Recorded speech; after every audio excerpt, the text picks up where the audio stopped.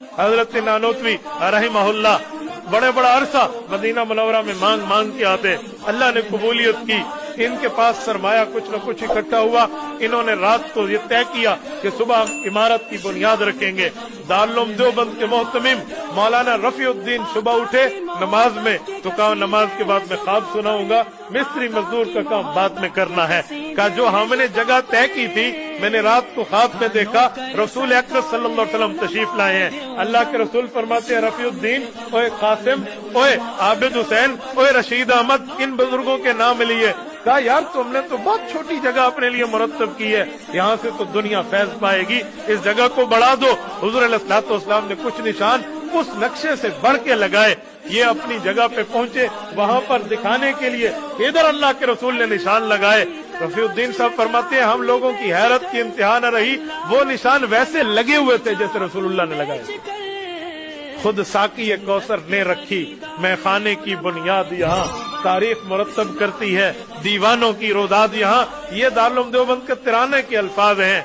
वो मस्जिद आज भी वो जगह मदरसे की कायम है, उसे बारादरी कहते हैं दारुल देवबंद में। ये बारादरी वो जगह है जहाँ किसी तालिब इल्म को सबक याद न हो, वो किताब उठा के वहाँ चल दे और एक नजर अपने सबक पे फेर दे, उसे जिंदगी के लिए सबक याद हो जाता है। ये वो मुकद्दस मकाम जिसके ताबे दश्तो दरिया और समंदर हो, जमीन जिसके हुक्म की पाबंद हो, चरिंदो परिंद जानवर और दरख्त सभी जिसके ताबेदार हों, जमीन पे जो खुदा का नायब हो, जो मस्जूद मलाइक हो, तमाम मखलूकात में सबसे अफजल व आला हो, उसे इंसान कहते हैं। ये किताबों में पढ़ा, उलमा कराम से सुना, लेकिन जिसने सहरा और समंदर पर हुक्मरानी करके दिखाई, जिसके हुक्म पर लरसती जमीन ठहर गई, सूखा दरिया जिसके खत से जारी हो गया, जिसकी चादर से दहकती आग ठंडी हो गई, जिसका वास्ता देकर मुजाहिदीन ने दरियाए दजला में घोड़े दौड़ा दिए, जो मिंबर पर बैठकर कोसों दूर के हालात देख ले, जो कहे या सारियतुल जबल और सारिया सुन ले, हुक्म पर अमल करें और फतहयाब हो,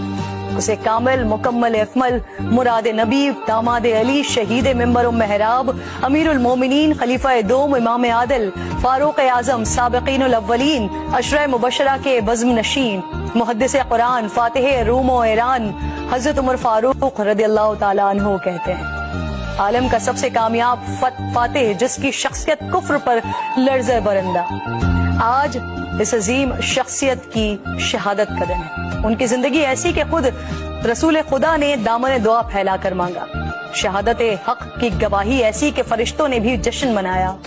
आप वो सहाफी जिसने सबसे पहले ऐलानिया इस्लाम कबूल किया, आप ही के कबूल इस्लाम पर पहली बार मुसलमानों ने ऐलानिया नमाज अदा की, आपने ऐलानिया हिजरत फरमाई, तवाफ काबा किया और कुफ्फार को चैलेंज दिया कि ये मत सोचना कि उम्र छुप गया है या भाग गया है, मैं हिजरत कर रहा हूँ। जिसे अपने बच्चे यतीम और बीवी को बेवा करवाना हो वो आकर मुझे रोक ले।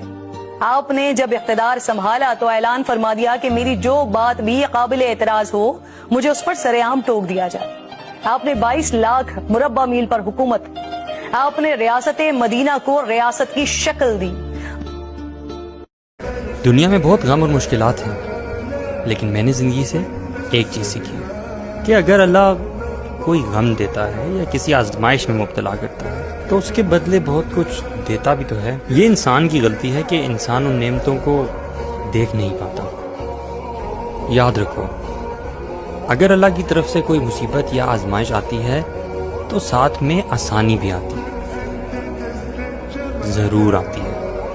बहुत से गैर मुस्लिम ये कहते हैं कि मुसलमान बड़े जालिम होते हैं, जानवरों को क्या करते हैं, बकरीद में काटते हैं, रहम दिल नहीं होते। ये बात 100% गलत है। हम जब जानवर पालते हैं ना तो हमें काटते हुए उस पर तरस भी आता है और हमारा दिल भी दुखता है। ऐसा नहीं है कि दिल नहीं दुखता। सवाल पैदा होता है फिर काटते क्यों हैं? भाई अगर तुम मशवरा देते हम नहीं काटते। ये हुक्म कौन दे रहा है? अल्लाह हुक्म दे रहा है। अल्लाह कह रहे हैं मेरी मोहब्बत और इसकी मोहब्बत में तरजीह किसको देते हो? अल्लाह के मुकाबले में, क्योंकि पैदा किसने किया है? अल्लाह ने किया है। तो हम उस अल्लाह को मानते हैं जिसके लिए हमें कुर्बानी देनी पड़े। जबकि आप जिस अल्लाह को मान रहे हो उस अल्लाह का सिवाय अर्श पे बैठा हुआ आपके साथ और कोई रिश्ता है ही नहीं।